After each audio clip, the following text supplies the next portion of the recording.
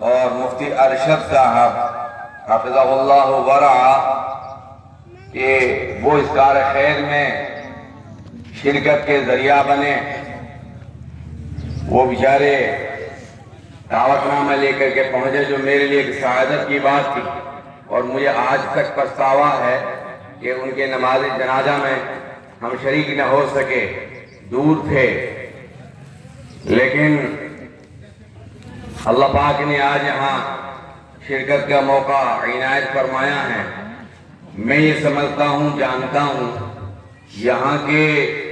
جو مقامی علماء کرام ہیں یا ان کے شاگردان رشید ہیں یا ان کے ہم عصر ہیں یا اس گاؤں کے ذمہ داران ہیں، وہ ان کے خصائل، ان کے مناقب مجھ سے بہتر انداز میں بیان فرما سکتے ہیں، بتا سکتے ہیں. لیکن کیونکہ میں شریک ہوا ہوں اور میرا نام منتظر صاحب نے بول دیا تو میرے لیے اب یہ ضروری ہو گیا ہے کہ میں آپ کے سامنے ایک عظیم شخصیت جو اس دنیا فانی سے رخصت ہو گئے ان کے سلسلے میں کچھ عرض کروں. عرصہ اعتراض ہو گیا، ایک مسابقۃ القرآن کریم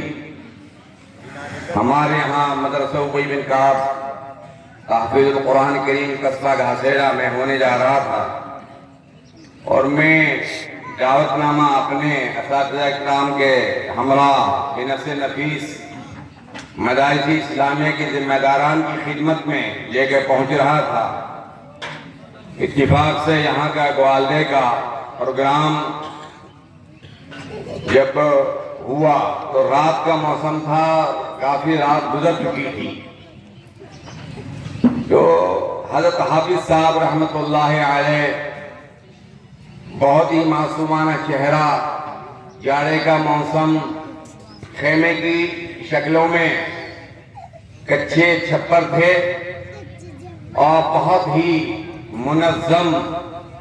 طریقے سے اور بہت ہی انہماک کے ساتھ میں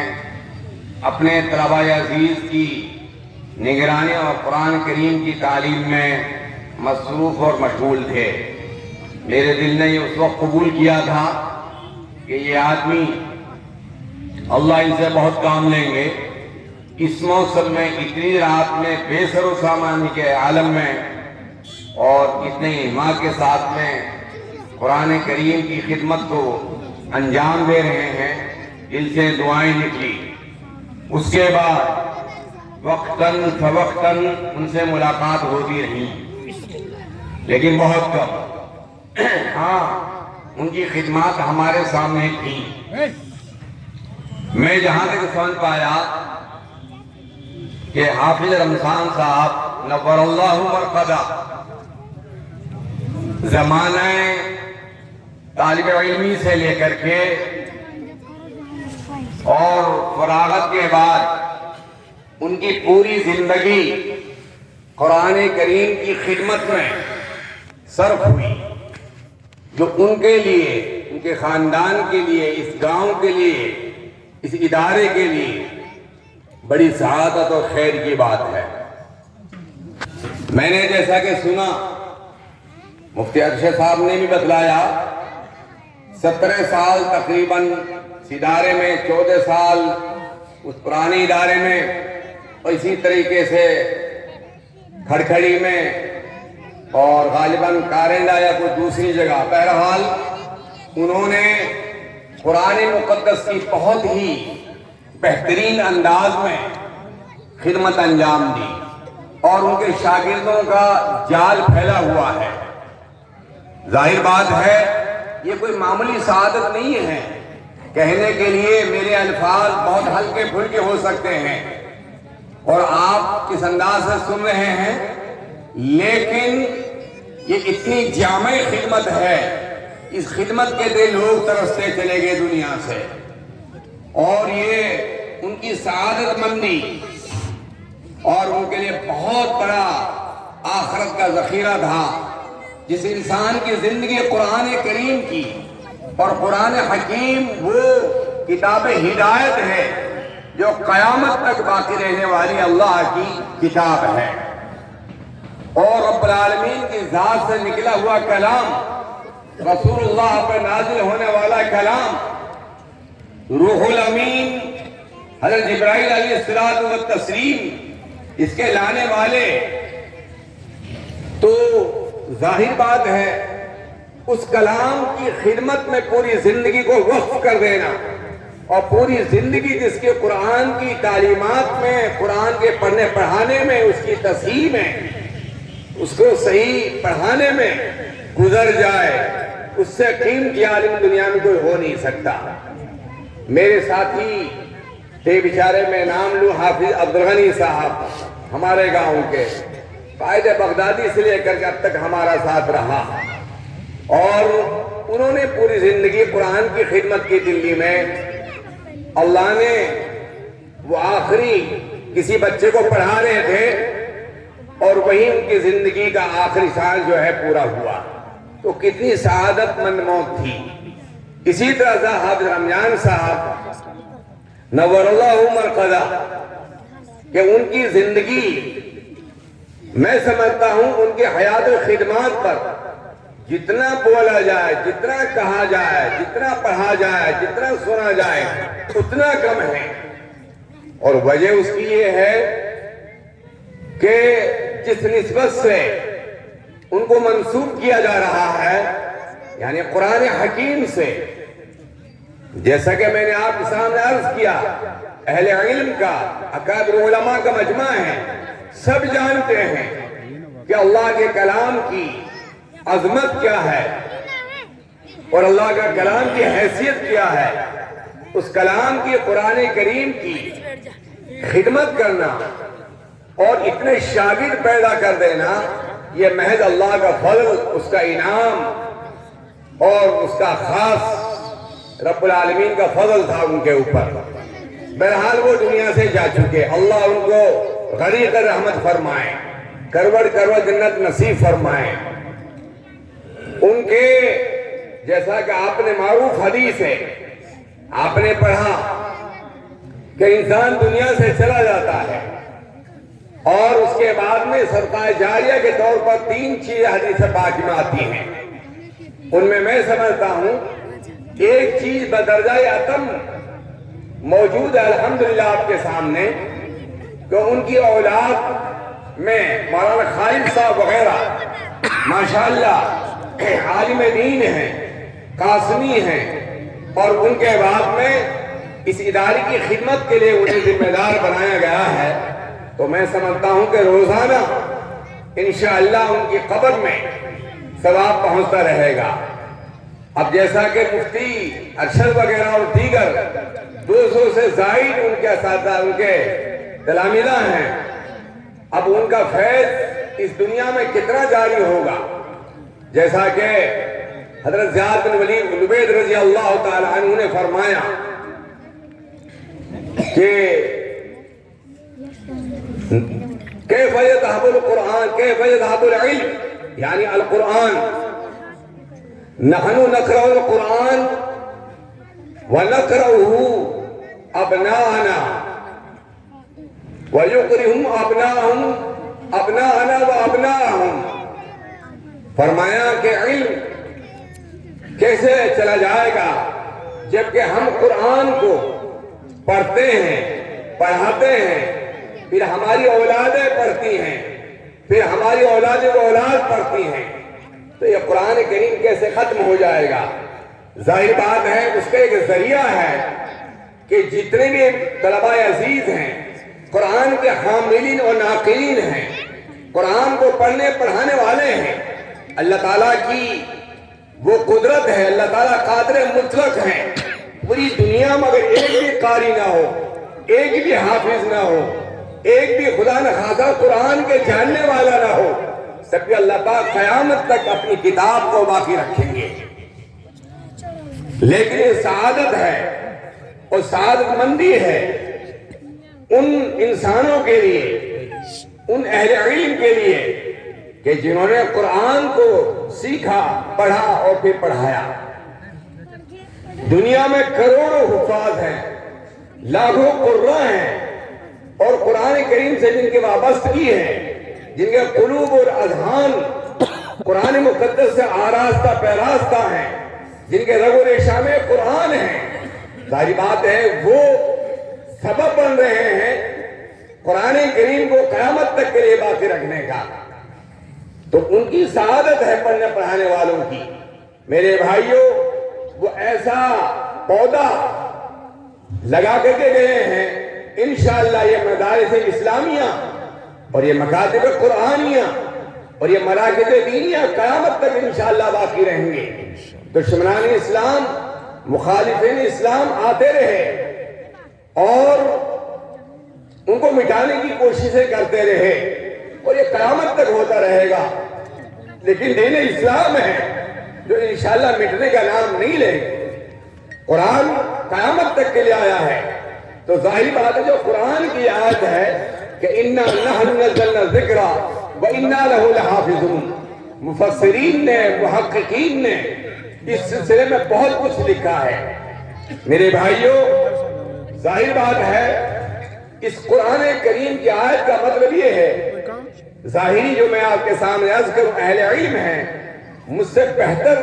انداز میں جانتے ہیں کہ ہم قرآن کو اتار رہے ہیں یا ہم نے قرآن کو اتارا ہے،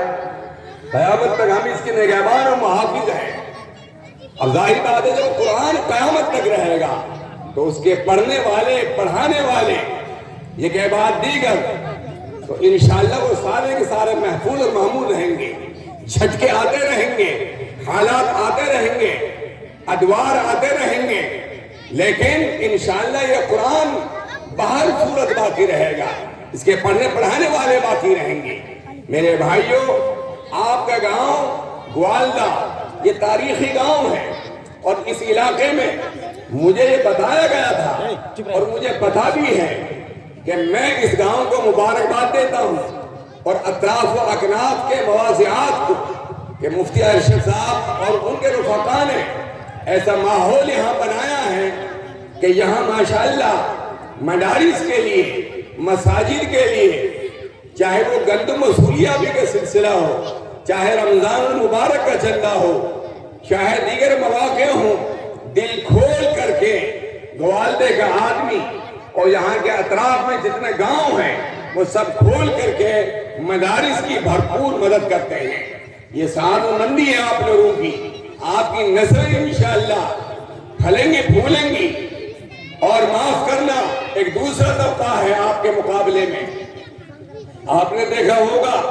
یہ پورا مہینہ الیکشن کی نظر ہو گیا، اس میں جو خرافات و خدا بلات آپ کے سامنے آئیں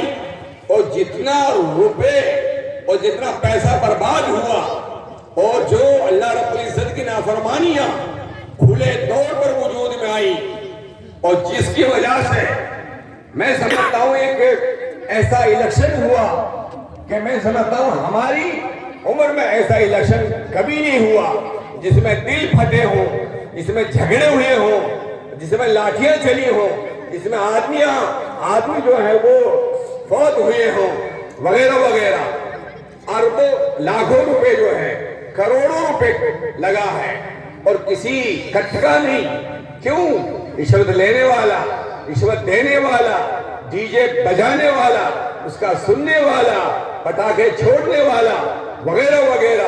یہ جتنی خرافات میوات میں ہوئی، اللہ کا عذاب تو آنا ہی تھا۔ اللہ تعالیٰ کی ناراضگی کو مول لینا، نہ مساجد کو دیکھا، نہ مدارس کو دیکھا، نہ بستی کو دیکھا، نہ خواتین کو دیکھا، وہ اپنے مدہوشی میں مست، اور وہ ان کے ساتھ بہت بڑی بھیڑ۔ میں سمجھتا ہوں آج یہ مختصر سا مجمع ہے، جبکہ گوالدہ گاؤں کا پورا ہونا چاہیے تھا۔ ممکن ہے مشغولیات، مصروفیات، کاشتکاری کا حساب ہے، وقت نہ ملا ہو، لیکن ان کے مقابلے میں یہ بہت مختصر محدود اجتماع ہے، لیکن اللہ تعالیٰ کا یہ منتخب شدہ ہے۔ اللہ نے آپ کو منتخب فرمایا ہے، آپ کی شرکت باعث سعادت ہے۔ اس میں بولنے والے، ان کی خدمات کو اجاگر کرنے والے اور قرآن کریم کی حقانیت کو بیان کرنے والے، قرآن کریم کے فضائل مناقب کو بتانے والے، میں سمجھتا ہوں اس اجلاس میں جن کی شرکت ہوئی، اتنی اہم شخصیت کے دنیا سے تشریف لے جانے کے سلسلے میں سعادت مندی ہے آپ کی۔ اللہ تعالیٰ آپ کو جزائے خیر عطا فرمائے کہ آپ یہاں تشریف لائے۔ میرا تو کہنا یہ ہے اور میں یہ دعا بھی کروں گا اور یہ تمنا بھی ہے میری کہ اللہ تعالیٰ ان کے مشن قرآن کو، جو ان کا ایک مشن تھا اور وہ قرآن کا مشن تھا، یعنی قرآن کریم کو پڑھانا اور صحیح قرآن کو پڑھانا، اس کی ادائیگی کے ساتھ، لب و لہجہ کے ساتھ میں اخدی قرآن پر عمل کرنا اور اس مشن کو آگے بڑھانا، یہ ان کے لیے سچی تعزیت یا ان کے لیے سچی عقیدت مندی ہوگی۔ اور میں یہ امید کرتا ہوں اللہ تعالیٰ اس ادارے کی، جو آپ کا جامعہ اسلامیہ مصباح القرآن ہے، اس کی جڑوں کو قیامت تک کے لیے مضبوط اور راسخ فرمائیں، اور جتنے بھی ہندوستان میں مدارس اسلامیہ ہیں، مکاتب قرآن یا مراکز دینیہ، خانقاہ ہیں، مساجدیں ہیں، اللہ تعالیٰ قیامت تک ان کو آباد فرمائیں، ان میں خدمت کرنے والوں کی خدمات جلیلہ کو اپنی بارگاہ عزت میں قبول فرمائیں۔ لہذا ہمیں یہ کوشش کرنی چاہیے اور نیت کرنی چاہیے، اللہ کا شکر ادا کرنا چاہیے، ہم قرآن کریم کی طرف متوجہ ہوں۔ میرے بھائیوں، آپ کو پتہ ہے یہ قرآن کیا ہے؟ معاذ بن جبل رضی اللہ تعالیٰ عنہ وارضہ کتنے زبردست صحابی ہیں، جس کو رخصت کرنے کے لیے آقا مدنی محمد رسول اللہ بن نفس نفیس آپ تشریف لے جاتے ہیں مدینہ منورہ میں، اور آپ ان کو نصیحت خاص فرماتے ہیں اور ان کو منصب جلیلہ پر معمور فرماتے ہیں، جو ایسا منصب تھا گورنری کا، یمن کا گورنر بناتے ہیں۔ اس گورنری کے پیچھے جب آپ تاریخ کو کھنگال کر کے دیکھیں گے تو آپ کو یہ پتہ چلے گا وہ عاشق قرآن تھے، وہ قرآن کریم سے، یوں تو ہر صحابی قرآن سے ان کے قلوب معمور تھے، لیکن معاذ بن جبل رضی اللہ تعالیٰ عنہ کو یہ خاص شغف تھا قرآن کریم سے۔ ان کی اس خدمت میں اللہ پاک نے یمن کا ان کو گورنر بنایا۔ حضرت عبید بن جراح رضی اللہ تعالیٰ عنہ کی تاریخ پڑھ کر کے آپ دیکھیں، جو آج دنیا میں فلسطین ہے، اردن ہے، شام ہے، اور یہ پورا علاقہ جو ہے یہ سارے کے سارے اس زمانے میں ایک ریاست تھی۔ حضرت عبید بن جراح رضی اللہ تعالیٰ عنہ کا واقعہ آپ نے سنا ہوگا، وہاں کا گورنر حضرت عمر فاروق رضی اللہ تعالیٰ عنہ نے ان کو بنایا۔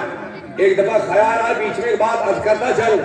حضرت عمر رضی اللہ تعالیٰ عنہ کے دل میں خیال آیا، میں نے اتنی بڑی ریاست کا گورنر حضرت عبید بن جراح رضی اللہ تعالیٰ عنہ کو بنایا ہے، میں جا کر کے دیکھوں، چونکہ ملک شام دنیا کی جنت کہلاتا تھا، آج میں اس زمانے میں اور بھی زیادہ اس کی قدر تھی، اور ملک شام کے بارے میں اللہ بارک لنا فی الشام وغیرہ وغیرہ کتنے فضائل ہیں، احادیث میں ملتے ہیں۔ نبی کریم صلی اللہ علیہ وسلم کی دعائیں خط لکھا امیر المومنین نے، اے عبید بن جراح، میں تمہارے پاس آنا چاہتا ہوں اور دیکھنا چاہتا ہوں کہ تم کس طرح سے وہاں حکومت کر رہے ہو، اور کتنا ان کے دل میں یہ خیال آیا کہ اتنی بڑی ریاست کا میں نے گورنر بنایا، کتنے ٹھاٹ باٹ کے ساتھ میں رہتے ہوں گے۔ حضرت عبید بن جراح رضی اللہ تعالیٰ عنہ نے خط لکھا کہ یا امیر المومنین، آپ تشریف لا سکتے ہیں، لیکن میرے پاس تشریف لانے کے بعد آپ کو رونے کا علاوہ کچھ نہیں ملے گا۔ چنانچہ عمر فاروق رضی اللہ تعالیٰ عنہ نے تیاری کی اور ملک شام کافی دنوں میں پہنچے۔ ظاہر بات ہے اس زمانے میں کوئی ہوائی جہاز تو تھی نہیں، پہنچ گئے، ملاقات ہوئی اور فرمایا حضرت عبیدہ چلو تمہارا مکان کہاں پر ہے، میں تمہارے مکان کو دیکھنا چاہتا ہوں۔ حضرت عبیدہ ساتھ میں تھے، ملک شام میں جب وہ داخل ہوئے تو چلے ان کے ساتھ میں، اور چلتے چلتے پورے شہر کو انہوں نے پار کر لیا۔ عمر فرمانے لگے امیر المومنین کہ عبیدہ کہاں ہے تمہارا مکان؟ کہا گیا یا امیر المومنین آگے تھوڑا سا چلیں گے تو میرا مکان آپ کو مل جائے گا۔ ملک شام وہ شہر ختم ہو گیا، جہاد شروع ہو گئی، دیکھا تو جنگل میں ایک جھونپڑی ہے، اور وہاں جا کر امیر المومنین کو کھڑا کر دیا اور فرمایا یا امیر المومنین یہ میرا مسکن ہے۔ پھر ہاتھ اوپر کیا، ایک کٹورا نکالا، کٹورے میں کچھ چند سوکھے ٹکڑے تھے روٹی کے، کہا امیر المومنین ایک بڑھیا میں نے لگا رکھی ہے، اور وہ بڑھیا 2-3 دن کا کھانا مجھے پکا کے جاتی ہے، یہ میرا مصلی ہے، رات کو اللہ کے سامنے روتا ہوں اور دن میں مخلوق خدا کی بات سنتا ہوں، یہ میرا محل، یہ میرا قصور، یہ میرا مسکن ہے۔ امیر المومنین نے جب دیکھا، حضرت عبید بن جراح رضی اللہ تعالیٰ عنہ کی بات سنی، اتنا روئے کہ اے اللہ سب بدل گئے، لیکن حضرت عبید بن جراح رضی اللہ تعالیٰ عنہ نہیں بدلے۔ تو یہ کیا بات تھی؟ آپ جب اس واقعہ کے پیچھے جائیں گے تو آپ کو یہ پتہ چلے گا کہ حضرت عبید بن جراح رضی اللہ تعالیٰ عنہ قرآن کریم سے اتنی محبت رکھتے تھے جس کی کوئی حد نہیں ہے۔ اللہ پاک نے ان کو یہ منصب عطا فرمایا اور خدمت کا موقع عطا فرمایا۔ آپ آ جائیے مکہ مکرمہ میں، حضرت عبد الرحمن اپرلی رضی اللہ تعالیٰ عنہ کو گورنر بنایا۔ صحابہ نے اعتراض کیا، آبجیکشن اٹھایا، کہا کہ یا رسول اللہ آپ نے مکہ مکرمہ میں ایسے آدمی کو آپ نے مکہ کا امیر بنا دیا، کہا کہ آپ کو پتہ نہیں ہے کہ ان سے زیادہ قرآن کے پڑھنے والا میری نظر میں نہیں تھا۔ میرے بھائیوں، احد میں آپ دیکھیے، شہدائے احد کی تاریخ پڑھ کے دیکھیے، کفن کم پڑ جاتا ہے۔ آپ حکم فرماتے ہیں کہ جو قاری قرآن ہیں، جو حافظ قرآن ہیں، ان کو مکمل کفن پہلے دیا جائے اور اس کے بعد میں دوسروں کو دیا جائے۔ آپ کو معلوم ہے، سب کو پتا ہے، آپ جانتے ہیں، جو فرشتے ہیں معصوم عن الخطا، لا یعصون اللہ ما امرہم، جب قرآن کی کوئی تلاوت کرتا ہے اور قرآن میں وہ اتنا منہمک ہو جاتا ہے تو فرشتے ان کے ہونٹوں سے ہونٹ لگاتے ہیں۔ میرے بھائیوں، قرآن کریم جو ہے بہت ہی عظیم کتاب ہے۔ اس عظیم کتاب کی عظمت ہمارے دل میں ہونی چاہیے، اہل علم کی، علماء کی عظمت ہمارے ذہن میں ہونی چاہیے، حافظ قرآن کی عظمت ہمارے دل میں، قاری قرآن کی عظمت ہمارے دل میں۔ اور میں یہ کہتا ہوں، خدا نے خواستہ اگر تمہارے مدارس، تمہارے مکاتب، تمہارا ائمہ، تمہارے حفاظ اور قرہ دنیا میں نہ رہے تو میں سمجھتا ہوں کہ پھر اسلام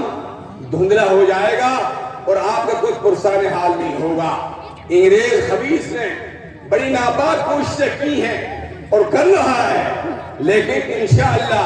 اسلام قیامت تک کے لیے آیا ہے، قیامت تک باقی رہے گا۔ جیسے کہ چھوٹے سے گاؤں میں کئی سو شاگرد حافظ رمضان صاحب نور اللہ مرقدہ ہوگا، اس طرح سے پورے ہندوستان کا آپ جائزہ لیں، کتنے مدارس ہیں، کتنے جامعات ہیں، کتنے مکاتب ہیں۔ اور اب تو میوات کا حال یہ ہے ماشاءاللہ کہ مکاتب میں اتنی ٹھوس تعلیم ہو رہی ہے کہ بچیاں حافظہ، بچیاں قاریاں، بچیاں عالمہ عام ماشاءاللہ گھروں میں اور گاؤں میں بن رہی ہے ماشاءاللہ۔ یہ اللہ تعالیٰ کا فضل ہے، اس کا احسان ہے۔ اس لیے میرے بھائیوں، آپس میں ہم محبت رکھیں اور ایسے اکابرین کی زندگیوں کو اپنے لیے نمونہ بنائیں کہ جنہوں نے قرآن کریم کے سلسلے میں پوری زندگی اپنی عام اور تام کر دی۔ بڑے حضرت رحمت اللہ علیہ کے زمانے میں ایک آدمی تھا میوات کا، اللہ والا، لیکن وہ قرآن کریم سے آشنا نہیں تھا، لیکن وہ قرآن کریم کی محبت میں بے پناہ ان کا دل معمور تھا۔ وہ قرآن کریم پر روزانہ قرآن کی سطور پر اپنی انگلی کو پھیرا کرتا تھا کہ یہ میرا اللہ کا کلام ہے، یہ میرا رب کا کلام ہے، یہ سچی کتاب ہے، یہ نظام الدین میں ہمارے ایک میواتی کا واقعہ ہے۔ تو کتنی محبت ہے قرآن سے۔ میرے بھائیوں، اللہ کا شکر ادا کرو کہ ہمارے علاقے میں اور پھر آپ کے خاص کر اس علاقے میں پہاڑوں پر مدارس کے ایک جال ہے اور لوگ خدمت کر رہے ہیں، اپنے ضمیر کو، اپنے نفس کو کچل کر کے اور آپ کے در پر ٹھوکریں کھا کر کے اور ایک بھیک سی مانگتے ہیں۔ کیوں؟ تاکہ تمہاری بچے، تمہاری نسلیں دین سے، اسلام سے، قرآن سے، حدیث سے واقف ہو جائیں اور تم کو جنت میں لے جانے کے سبب بن جائیں۔ جیسے کہ آپ کو معلوم ہے، حافظ قرآن کے فضیلت سارے علماء سناتے ہیں، قیامت کے دن خود تو وہ بخشا جائے گا، اللہ یہ سرٹیفکیٹ بھی اس کو عطا فرمائیں گے کہ 10 ایسا آدمی جن کے بارے میں یہ فیصلہ کیا جا چکا ہوگا،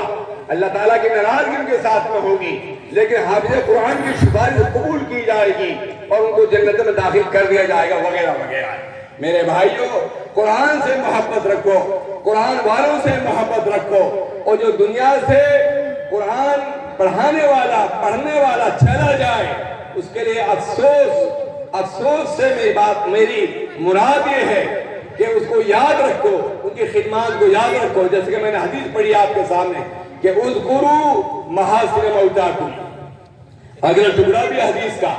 कि मरने वाले का भलाई से तज़किरा करो। आप सल्लल्लाहु अलैहि वसल्लम से बात साबित है, अल्लाह के नबी की हदीस है। तो आज यहाँ जो इजलास हुआ है अल्हम्दुलिल्लाह, हज़रत नव्वरल्लाहु बरकतहू के सिलसिले में उनकी खिदमत, उनकी हयात, उनके औसात हमीदा, उनके अखलाक करीमाना और उनकी खिदमत पर रोशनी डाली जा रही है। अल्लाह ताला हम गुनहगारों को, आप सब हज़रात को ऐसे बुजुर्ग और मुसल्लम शख्सियात के नक्शे कदम पर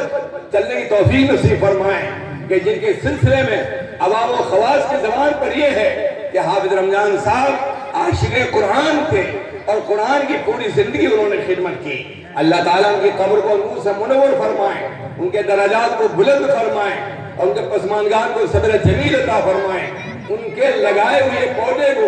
इस इदारे को क़यामत तक जारी और सारी रखें। इसकी तमाम ज़रूरियात और हाजात को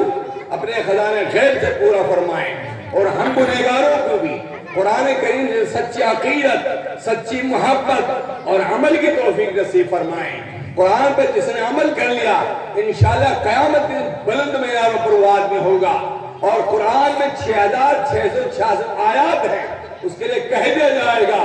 कि आप पढ़ते जाइए, इक़रा वर्तक़ी, आप पढ़ते जाइए और एक दर्जे पर चढ़ते जाइए। तो इसका मतलब है कि 6666 मंजिलें क़यामत के दिन। दुबई में जाकर आप देखो, इस दुनिया में बुर्ज खलीफा है, मैंने भी बुर्ज देखा है,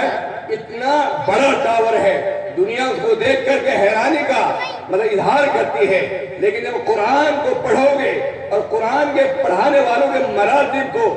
और उनके दर्जात बुलंदी को आप पढ़ोगे, देखोगे, तो ये टावर बावत तो ये मिट जाएंगे, खत्म हो जाएंगे। लेकिन कुरान के पढ़ने पढ़ाने वाले क़यामत के दिन बुलंद मीनारों पर होंगे। और मेरे भाइयों, आम आदमी से कह रहा हूं, आप भी खुश हो जाइए, आप भी कम नहीं है। आपके ताउन से, आपकी मदद से, आपकी अनाथ से, आपके पैसे से, आपकी मोहब्बत से, आपके सुनने से ये इदारे पनप रहे हैं। अल्लाह ताला आपको अज़ीम अता फरमाए, आपकी नस्लों में हाफिज़ और कारी बामल बनाए, दीन के दाई बनाए। अल्लाह ताला आज के अज़ीम शान इजलास को जो खालिसतन अल्लाह के लिए, उनकी खिदमत के लिए मुनक़िद किया गया है, कि उनकी खिदमत पर रोशनी डाली जाए, अपनी बारगाह इज्जत में कबूल फरमाएं, हमारी खताओं को माफ़ फरमाएं। व आखिर दावाना अल्हम्दुलिल्लाहि रब्बिल आलमीन।